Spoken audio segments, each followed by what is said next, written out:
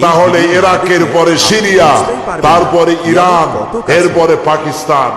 ভাই ও বোনেরা, এই দুনিয়া ক্ষণস্থায়ী, কিন্তু আমরা চিরস্থায়ী জীবনের জন্য প্রস্তুত হচ্ছে কি? ইসলাম জানার এই সফরে আপনি আমাদের সঙ্গী হন। এখনই সাবস্ক্রাইব করুন বাপরবাজ বিডি 2.0 ইউটিউব চ্যানেল।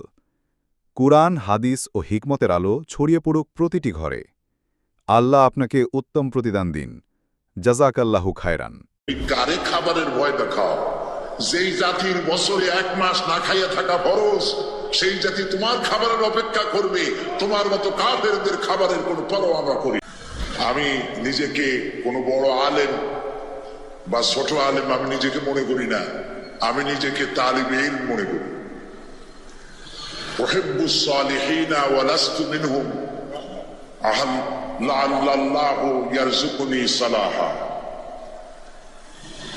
আমি সালিহিনদের মধ্যে শামিল হতে পারি নাই, কিন্তু সালিহিনদেরকে ভালোবাসি, ওলামাদেরকে ভালোবাসি এবং আল্লাহর কাছে আশা করি কিয়ামতের জন্য সেই কাতারে এই অযোগ্য, এই নগণ্য বান্দাকে আল্লাহ যেন সালিহিনদের মধ্যে শামিল করেন। আল্লাহ তাআলা বলেছেন যে যাদেরকে ইলম দেওয়া হয়েছে মর্যাদা তাদের জন্য। ওলামাদের মর্যাদা আল্লাহ তাআলা সব থেকে বেশি বৃদ্ধি করেছেন। নবী করিম সাল্লাল্লাহু আলাইহি ওয়াসাল্লাম বলেছেন, ফদলুল আলিমি আলাল আবিদি কাফদলি আলা আদনাকুম, আখরাজাহুল বুখারী।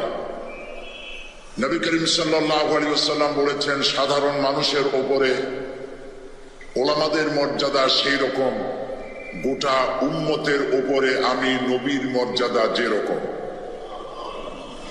নবী করিম সাল্লাল্লাহু আলাইহি ওয়াসাল্লাম আরো বলেছেন, আকাশের মধ্যে তারকাপুঞ্জের মধ্যে, আকাশে তারকাপুঞ্জের মধ্যে পূর্ণিমার চাঁদের যে মর্যাদা, উম্মতের ভেতরে আমার আলেমদের সেই মর্যাদা।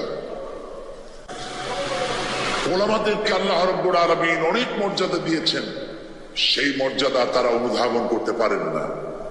হীনমন্যতার কারণে, পারিপার্শ্বিকতার কারণে, ছোটখাটো বিষয় নিয়ে ঝগড়াঝাঁটির কারণে।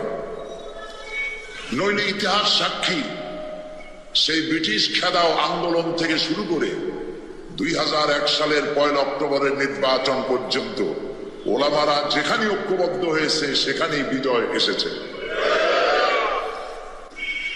আফগানিস্তান যুদ্ধ করলো রাশিয়ার সাথে, এটি একটি অসম যুদ্ধ ছিল। আমার ভাষা আমি তখন বলতাম যে যুদ্ধ হচ্ছে নবজাতক শিশুর সঙ্গে সিন্দাবাদের বিরাট দৈত্যের সাথে। ওদের মডার্ন অস্ত্রপাতি আর আফগান মুজাহিদদের কাছে হলো নূহ আলাইহিস সালামের জামানায় বন্যায় ভিজানো গাদা বন্দুক। এই দিয়ে তারা লড়লেন। সেই লড়াইয়ে দেখা গেল রাশিয়ার মতো বিশাল দৈত্য কুপকাত হয়ে গেল, আর আল্লাহ তাআলা আফগান মুজাহিদিনদেরকে জিতিয়ে দিলেন। কেন দিয়েছিলেন? কারণ যুদ্ধ যখন লাগলো তখন সবাই পালানো শুরু করলো। ওই দেশটা জঙ্গল আর পাহাড় দিয়ে ভরা, সব পাহাড়ের জঙ্গলে সব পালাতে শুরু করলো। পালাই গিয়ে দেখলো ওলামারা সব এক জায়গায় এসে গেছে। ওই সব ওলামা যারা একজন আর একজনকে দেখতে পারে না, দেখলেই রুমাল দিয়ে মুখ ঢাকে, সালাম দিলে জবাব দেয় না। ফতোয়া দিয়েছিল সে কাফের 5 কারণে, উনি কাফের 3 কারণে, আর উনি কাফের 17 কারণে। এদেরকে যারা কাফের না মনে করে তারাও কাফের। আর ওই সব কাফের মরে গেলে তাদের কবরের উপর যে ঘাস হয়, সেই ঘাস যে গরুতে খায় সে গরুও কাফের। এই রকমের ফতোয়াবাজি যারা করছিল, তারা পাহাড়ে জঙ্গলে সব একজনের সঙ্গে আরেকজনের দেখা হয়ে গেল, সালাম করলো, কোলাকুলি করলো। ব্যাপারটা ছিল এরকম, একজন বলছিল যে আমার ছেলেরা গেল মামু বাড়ি, মেয়েরা গেল নানা বাড়ি, বউ গেল তার বাপের বাড়ি, আমি গেলাম আমার শ্বশুর বাড়ি, যাই দেখি আমরা সব এক জায়গায়। এখন জঙ্গলের ভিতরে গিয়ে আলেম ওলামা, সুন্নি বেদাতি, এইটা সেইটা সব এক জায়গায় হয়ে গেছে, কোলাকুলি শুরু হয়েছে। বললো যদি এই কোলাকুলি আগে করতাম তাহলে তো রাশিয়ার ভূত আমাদের ঘাড়ে চড়তে পারতো না। সুতরাং 9 বছর যুদ্ধ চললো। এই 9 বছরের অসম যুদ্ধে ওলামাদের ঐক্যের কারণেই আল্লাহ পাক আফগানের মুসলমানদেরকে ইসলামী রাষ্ট্র প্রতিষ্ঠার সুযোগ করে দিয়েছিলেন। আবার যে পতন ঘটলো, তাও মুজাহিদ আলেমদের মধ্যে যখন তাফরিকার সৃষ্টি হলো, ইখতিলাফ তৈরি হলো, একে অপরকে সন্দেহ করলো, দেখতে পারলো না, ভালো লাগলো না, সালাম কালাম করলো না, আবার কপাল ফুললো, আবার বুশ এসে এদের হুশ নষ্ট করে দিল। আফগান আবার চলে গেল আরেকজনের দখলে। ঠিক এমনি করে ইরানের মুসলমানেরা, তাদের সাথে আমাদের আকীদার অনেক বেশ কম আছে, কিন্তু তারা যখন ঐক্যবদ্ধ হলো, ইরানের ওলামারা, আয়াতুল্লাহরা যখন ঐক্যবদ্ধ হলেন, তখন আমেরিকার মতো বিরাট পরাশক্তিকে তারা প্রধানত করে ইসলামী রাষ্ট্র, তাদের ভাষায় তারা ইসলামী রাষ্ট্র প্রতিষ্ঠা করতে সক্ষম হয়েছে এবং আমেরিকাকে প্রধানত করেছে। এখানে আয়াতুল্লাহ খমেনির একটি কথা আমার মনে পড়ে, কি সাহস তার!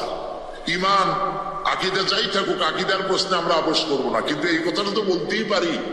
যখন আমেরিকা তাকে বলেছিল যে আমার দূতাবাস থেকে যে 56 জনকে গ্রেফতার করা হয়েছে আমেরিকান, এদেরকে ছেড়ে দাও, তা না হলে তোমার খাদ্য রসদ আমেরিকা থেকে যত সাহায্য যায় সব বন্ধ করে দেওয়া হবে।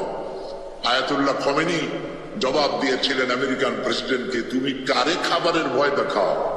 যেই জাতির বছরে 1 মাস না খাইয়া থাকা ফরজ, সেই জাতি তোমার খাবারের অপেক্ষা করবে। তোমার মতো কাফেরদের খাবারের কোনো পরোয়া আমরা করি না। মুসলমানেরা যখন ঐক্যবদ্ধ হয়েছিলেন, আল্লাহ তাদেরকে বিজয় দান করেছিলেন সেখানে। ঠিক এমনি করে পাকিস্তানে যখন সর্বশ্রেণীর উলামায়ে কেরাম মুত্তাহিদায়ে আমল, মজলিস মুত্তাহিদায়ে আমল এ নাম করে যখন একটি সংগঠন কায়েম করলো, সমস্ত ফিরকার মকতবায়ে খেয়ালে সমস্ত আলেমরা যখন ঐক্যবদ্ধ হলো, পৃথিবীকে অবাক করে দিয়ে ইসলামী শক্তি সেখানে বিজয় লাভ করলো।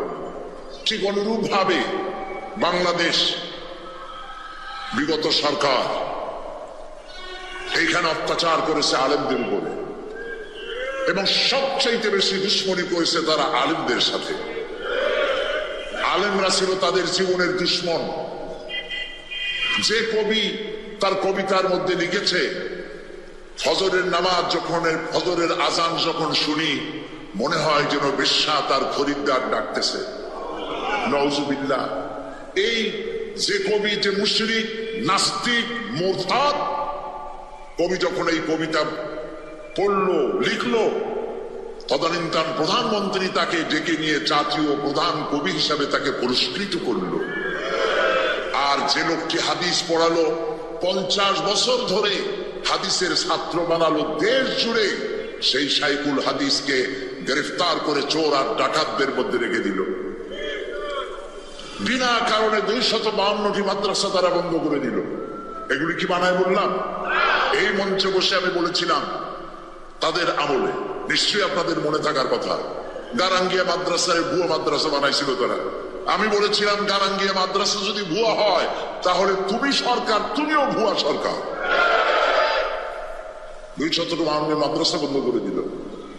এবং 1 জানুয়ারি তাদের বিদায়ের বছর, 1 জানুয়ারি থেকে নিয়ে 30 জুন পর্যন্ত পাবলিক সিকিউরিটি অ্যাক্ট, জননিরাপত্তা আইনে মাদ্রাসার ছাত্র এবং শিক্ষক আর আলেম ওলামাদের 26,000 আলেমদেরকে গ্রেফতার করে কারারুদ্ধ করে তাদের উপরে নির্যাতন করেছিল।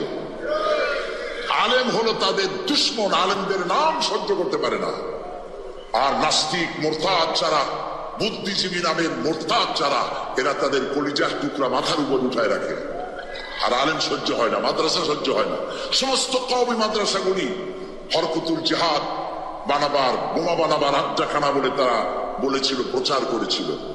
বাইতুল মোকাররমের মসজিদের ভিতরে ঢুকে মুসল্লিদেরকে পিটাইয়া মসজিদে মুসল্লিদের রক্ত দিয়ে লাল করে দিয়েছিল মসজিদকে। এগুলি বানানো কথা? এইসব অত্যাচারে অত্যাচারিত হলো দেশের জনতা, বিশেষ করে আলেম ওলামা। আমাদের মাথায় যে টুপি, এই টুপিটা কার? বরগুনা পীর সাহেবের টুপি? শর্ষিনার টুপি? জামাত ইসলামের টুপি? কার টুপি? নবী করিম সাল্লাল্লাহু আলাইহি সাল্লামের দেওয়া উপহার, মুসলমান পুরুষদের জন্য টুপি। সেই টুপিকে কুত্তার মাথায় পরিয়ে পোস্টার ছেপে শহরে বন্দরে সর্বত্র তারা ছড়িয়েছিল। সেই যন্ত্রণা সহ্য করতে না পেরে দেশের সমস্ত ওলামায়ে কেরাম ঝুঁকি নিলেন, জীবনের ঝুঁকি নিলেন। চাকরি চলে যায় যাক, ইমান যেতে দেব না। ঐক্যবদ্ধ হয়ে গেল সারা বাংলাদেশের আলেম ওলামা, পীর বুজুর্গ, এবং ঐক্যবদ্ধ হয়ে তারা আন্দোলন শুরু করলো। আল্লাহ তাআলা ওলামাদের ঐক্যের কারণে বিশাল অভূতপূর্ব বিজয় দান করে দিলেন। আজকে এই বিজয়কে ধরে নিয়ে আমাদেরকে ঐক্যবদ্ধ হতে হবে।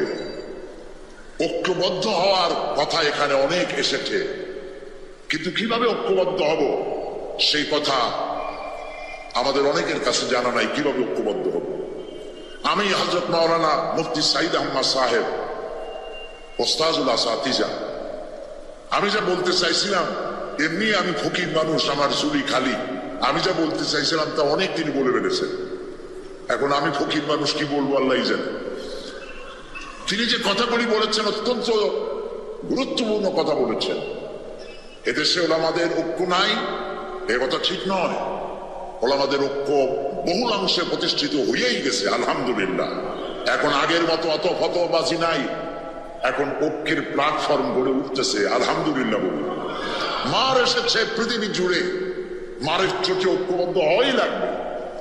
বুশ মারা শুরু করেছে, এ মার আমাদের পাওনা ছিল। এটা আসতে বলতেছি, আপনাদের কানে কানে বলতেছি। বুশের আশা খারাপ হয় নাই, আশা দরকার ছিল। ওমা আসাবাকুম মিন মুসিবাতিন ফাবিমা কাসাবাত আইদিকুম। মার খাইতেছো দুই হাতের কামাইয়ের কারণে। একজনে বিবাহ করছিল, কিন্তু বউ তার কাছে আসে না।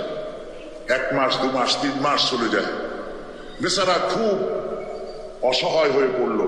এত টাকা খরচ করলাম, তারপরে তাবিজের শরণাপন্ন হলো, দোয়ার শরণাপন্ন হলো, কোনো কাজ হয় না। সর্বশেষ এক বছর ব্যক্তির কাছ থেকে চিনি পড়া নিয়ে পানির মধ্যে ঢুকাইয়া খাওয়াইছে। রাত দুপুর 2:30-3টা বাজে হঠাৎ করে বউ গলা জড়ায় ধরছে স্বামী বলছে যে আল্লাহ, এই শেষে হুজুরের চিনি পড়া কামে লাগছে। বউ কয় যে কি চিনি পড়া কামে লাগছে, পরে চোর ঢুকছে, তাই বয়তে গলা জড়ায় ধরছে।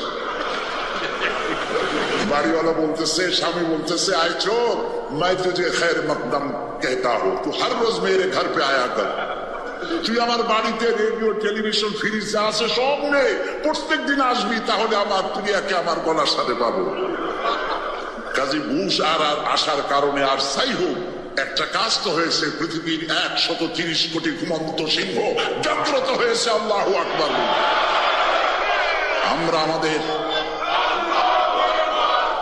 আমরা আমাদের শত্রুকে চিনেছি। শত্রু চিনতে পারেন নাই? আমরা আমাদের শত্রুকে চিনেছি। ঐক্যবদ্ধ হতে হবে আজ। ঐক্যবদ্ধ হতে পারলেই আমরা আল্লাহ তাআলার সাহায্য পাবো। আর সাহায্য এখন এই জন্য পাই না যেহেতু হক কথা বলি না। হযরত মাওলানা মুফতি সাঈদ আহমদ সাহেব, আল্লাহ তাকে হায়াতে তাইয়্যিবা সেহাতে কুল্লিয়া দিন, শিরক এবং বিদআতের বিরুদ্ধে এক বজ্র কঠিন কণ্ঠস্বর আল্লাহ তাকে দান করেছেন কোরআন হাদিস দিয়ে বোঝাবার। দেশে আজ তাওহীদের বিরুদ্ধে কাজ চলছে, শিরকের ছড়াছড়ি চলছে। আমরা কথা বলছি না চাকরির ভয়, যে কথা তিনি বলেছেন। ইমামতি চলে যাবে, ওয়াজের দাওয়াত হবে না, নইলে কেন কথা বলতে পারি না? মাইজ ভান্ডারী, সুরেশ্বরী, চন্দ্রপাড়া যা হয় সব শিরক এবং বিদআতে ভরা।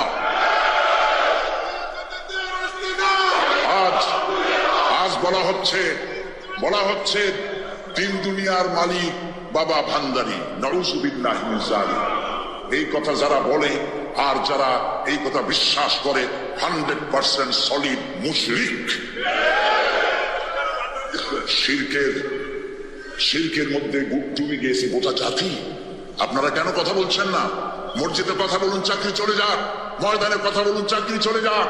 রাসূলুল্লাহ যেখানে দান্দার মোবারক শহীদ অবস্থায় উঠবে আল্লাহর দরবারে, যেখানে রাসূলের কলিজার টুকরা মা ফাতেমার নয়নের মণি ইমাম হোসেন সমস্ত শরীরের মধ্যে অসংখ্য তীরের দাগ নিয়ে আল্লাহর দরবারে উঠবেন, হযরতে হামজা কলিজা ফাটা অবস্থায় আল্লাহর দরবারে উঠবেন, সাহাবায়ে কেরাম রক্তাক্ত দাগ নিয়ে আল্লাহর দরবারে উঠবে, তখন নাদুস নুদুস চেহারা নিয়ে আল্লাহ রাসূলের সামনে কিভাবে দাঁড়াবেন?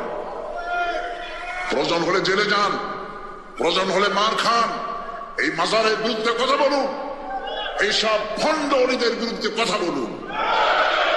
বাইরের দেশ থেকে সাজাইয়া মূর্খ এক লোককে এনে রাহনুমায় শরিয়াত বানানো হয়েছে এই দেশে। দেখা জানে না, পড়া জানে না, ইলেম নাই, কালাম নাই, তার নিজের দেশে কেউ তাকে চেনে না। মানুষদেরকে ধোকা দেওয়ার সুযোগ আর নাই। থামেন, সোজা দেওয়া, ধোকা দেওয়া বন্ধ করে দিতে হবে। আজ পীর পূজা, মাজার পূজায় গোটা দেশ শিরকের মধ্যে মুবতলা হয়ে যাচ্ছে। কথা বলতে হবে, জীবনকে বাজি রাখুন, কথা বলুন। আল্লাহর ওলিরা আসছিলেন, যে জিনিস যত ভালো তার নকল বেরোয় তত তাড়াতাড়ি। পীর মুরিদি খারাপ জিনিস ছিল না। হযরত খাজা মঈনুদ্দিন চিশতি রহমাতুল্লাহ আলাইহ একদিকে পীর মুরিদি করেছেন, আর একদিকে পৃথিরাজের বিরুদ্ধে তিনি লড়াই করেছেন এবং সেই যুদ্ধ করে গোয়ালিয়র, পান্ডুয়া এবং আজমিরে মুসলিম রাজত্বের সূত্রপাত করেছেন, যে মোহাম্মদ ঘড়ির মতো বাদশার পক্ষেও সম্ভব হয় নাই। মুজাদ্দাদিয়া তরিকার পীর হযরত মুজাদ্দিদ আল ফিসানি রহমতুল্লাহ আলাইহি সম্রাট আকবর এবং জাহাঙ্গীরের বিরুদ্ধে লড়াই করে তিনি কারাবরণ করেছেন। শাহজালাল রহমতুল্লাহ আলাইহি গৌর গোবিন্দের বিরুদ্ধে লড়াই করেছেন। হযরত খান জাহান আলী রহমতুল্লাহ আলাইহি লড়াই করেছেন। এখনো ফিলখানা আছে বাগেরহাটে, বলা হয় পিলখানা, আসলে নাম হলো ফিলখানা। হাতির যুদ্ধ হয়েছিল সেখানে। তারা শুধু হাত পাচা এরকম নেন নাই, এরকম করে মানুষকে দিয়েছেন। তারা বিরাট বিরাট পুকুর খনন করেছেন, মানুষের পানির ব্যবস্থা করেছেন, সুপেয় পানির ব্যবস্থা করেছেন, মসজিদ গড়েছেন। যারা আজকে বিভিন্ন জায়গায় ওরসের দাবি করেন, হিন্দু মুসলমান পাইকারি দরে গিয়ে গাঁজা খায়, মদ খায় এবং মাজারে গিয়ে সেজদা দেয়, নাউযুবিল্লাহ, নাউযুবিল্লাহ। মাজারে কি চান? মুসলমানদের সাথে মাজারের কিসের সম্পর্ক? মুসলমানদের সম্পর্ক হবে মসজিদের সাথে। আর আল্লাহর ওলিদেরকে আমরা সম্মান করি। ওলি হচ্ছেন তারা যারা নাকি কথা বলতে গিয়ে জেল খাটেন, জরিমানা দেন, শুধু পকেট ভর্তি করে টাকা নেন না, কথা বলতে গিয়ে জেল জরিমার মুখোমুখি হন, ফাঁসির মঞ্চে গিয়ে দাঁড়ান, তারাই হচ্ছেন সত্যিকারের ওলিউল্লাহ। আর যারা পয়সা করি কামাই করেন, হক কথা বলেন না, হক কথা গোপন রাখেন, শুধু কদম বসিয়ার মানুষের টাকা নিয়ে তৃপ্ত হন, তারা ওলিউল্লাহ নয়, আদুউল্লাহ। গোটা জাতিকে কথা আজ বলতে হবে। আমাকে লোকেরা বলে, মাঝে মধ্যে বলে যে উনি পীরের বিরুদ্ধে কথা বলেন না। আমি ওই সব ব্যবসায়ী পীরের বিরুদ্ধে কথা বলি যারা মানুষের ঈমানকে হরণ করে। আমি ফুরফুরা শর্ষিনার বিরুদ্ধে কখনো কথা বলিনি, যেহেতু তারা শিরক এবং বেদাতের বিরুদ্ধে। এই পীর সাহেব আমার পাশে বসে আছেন, ওনার দাদা, ওনার বাবা আমার বাপ চাচার পীর। আমার চাচা ফুরফুরার হযরত মুজাদ্দিদে জামান হযরত আবু বকর সিদ্দিকী রহমতুল্লাহ আলাইহির খলিফা ছিলেন। আমার আব্বা এবং আমার চাচার বহুত মুরিদ আছে আমাদের এলাকায়। উনি নিজে পত্রিকায় দিয়েছেন আমার নামে কেবলা ব্যবহার করা যাবে না।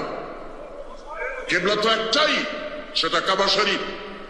আল্লাহ কোন পীরের শিখানো আল্লাহু আল্লাহু জিকির করার চাইতে রাসূলুল্লাহর শিখানো সুবহানাল্লাহ, আলহামদুলিল্লাহ, আল্লাহু আকবার এই জিকির বেশি করে করা উচিত। সুতরাং আমি পীর বিরোধী নই। যারা হক্কানি আমি তাদের পক্ষে, আর যারা ব্যবসা করেন আমি তাদের বিপক্ষে। সুতরাং আপনাদেরকে শিরক এবং বেদাতের বিরুদ্ধে কথা বলতে হবে। গেরা শরীফ এটা কি? ইয়া আব্দুল কাদের জিলানী সাইয়্যান লিল্লাহ, নাউযুবিল্লাহ মিন যালিক। এই সমস্ত পড়া হচ্ছে। হযরত আব্দুল কাদের জিলানী রাহমাতুল্লাহ আলাইহির নামে দরুদ বানানো হয়েছে। এই মঞ্চে আমি বলেছিলাম, আজকে যদি বড় পীর সাহেব কুতুবে রব্বানি মাহবুব সুবহানী শেখ মহিউদ্দিন আব্দুল কাদের জিলানী রাহমাতুল্লাহ আলাইহি বেঁচে থাকতেন, এই গেরা শরীফ যারা করে জুতা দিয়া মুখের উপরে তিনি পিটাতেন। সুতরাং বেদাতকে ছেড়ে দিতে হবে, বেদাতের বিরুদ্ধে বজ্রকণ্ঠ হয়ে জীবন দিয়ে কথা বলতে হবে। তাওহীদের পক্ষে কথা বলুন, শিরকের বিরুদ্ধে আর বেদাতের বিরুদ্ধে কথা বলুন, এবং নারীর অধিকারের কথা বলুন। কারণ আজকে বলা হয় ইসলাম নারীকে পর্দার মধ্যে ঢুকাইয়া তাদেরকে অধিকার থেকে বঞ্চিত করেছে। না, পৃথিবীতে ইসলাম নারীকে যে অধিকার দিয়েছে, এই অধিকার পৃথিবীতে কেউ দিতে পারে নাই। পাশ্চাত্য নারীকে পুরুষ বানাইয়া নারীর অধিকার দিয়েছে, আর ইসলাম নারীকে নারীর মর্যাদায় রেখে পুরুষের সমান অধিকার দিয়েছে। সুতরাং নারীর অধিকারের কথা বলুন, অমুসলিম নাগরিকদের অধিকারের কথা বলুন। ইসলাম যে অমুসলিম নাগরিকদের ব্যাপারে কথা বলেছে, সাম্প্রদায়িক সম্প্রীতির কথা বলেছে, সে কথাগুলিও আপনারা বলুন। এবং নিজের জ্ঞানকে, এইসব কথা বলার জন্য নিজের জ্ঞানকে শানিত করতে হবে, নিজের জ্ঞানকে সমৃদ্ধ করতে হবে।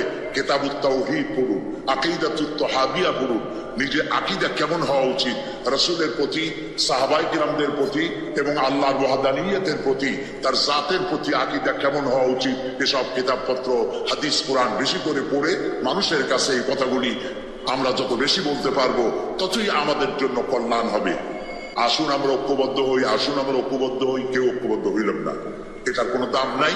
ঐক্যবদ্ধ হওয়ার জন্য আসুন তাওহীদের উপর ঐক্যবদ্ধ হই, খাতমে নবুয়তের আকীদার উপর ঐক্যবদ্ধ হই, শিরক এবং বেদাতের বিরুদ্ধে কথা বলি, একই সুরে বলি, একসাথে বলি, জীবনকে বাজি রেখে বলি। আল্লাহ তাআলা এই তৌফিক আমাদেরকে দান করুন।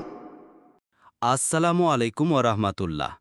আপনি যদি ইসলাম ভালোবাসেন, পবিত্র কুরআন ও হাদিস জানতে চান, আর সত্য ও হিকমতের গল্প শুনতে চান, তাহলে এখনই সাবস্ক্রাইব করুন আমাদের চ্যানেল বাপরবাজ BD 0.2 ইসলামকে